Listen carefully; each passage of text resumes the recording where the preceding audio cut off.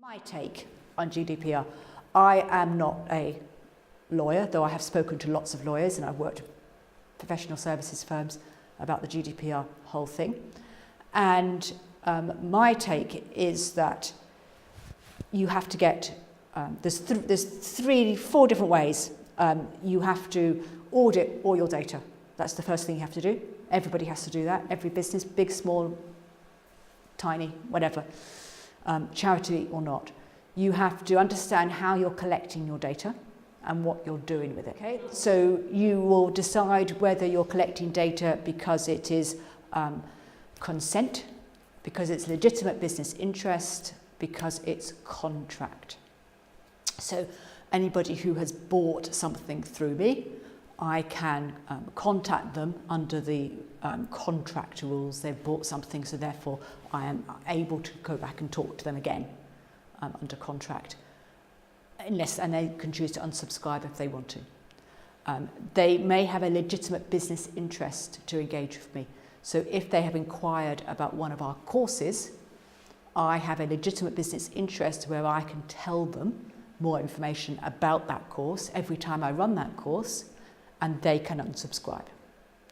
Or there's consent, where they have consented to sign up to my newsletter. Okay? I can't give, in my opinion, I can't send my newsletter to those people who are under legitimate business interest. I have to ask them to sign up to my newsletter, but I can only send them information about my course, that particular course that they inquired about, if that makes sense. Under consent, you have to have proof of consent. So you either need a form on your website, which they can sign up to your newsletter. They then get what's called a double opt-in. So I use MailChimp, there's other systems out there.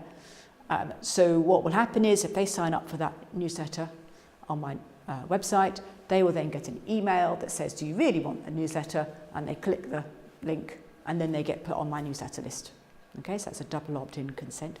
Or I have lots of pieces of paper at home where people have gone onto my workshops, and at the bottom there is a would you like to sign up for our newsletter, and there is a tick box. If they tick the tick box, they get the newsletter. If they don't tick the tick box, they don't get the newsletter. Simple as that.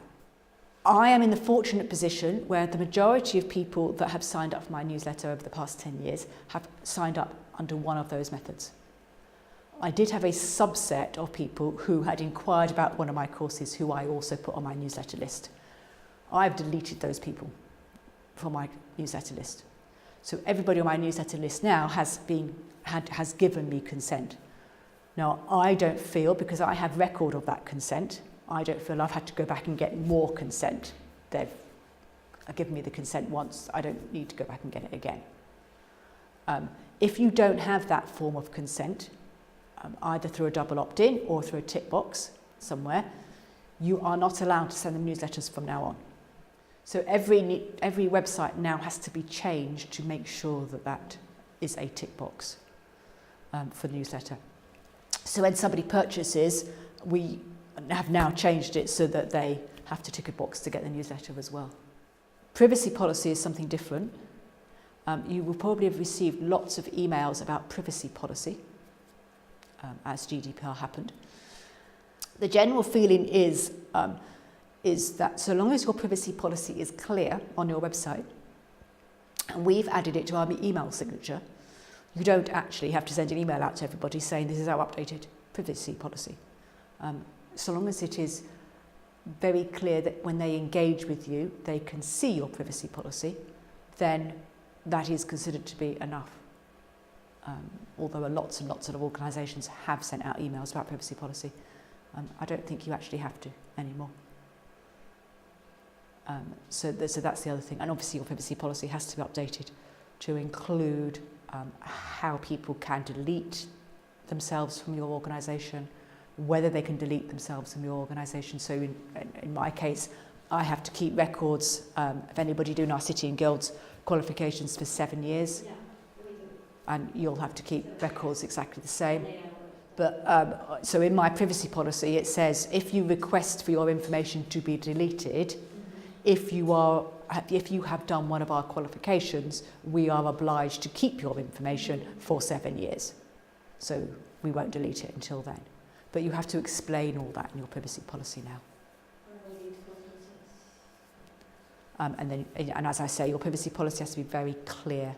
So we've put it on our email signature.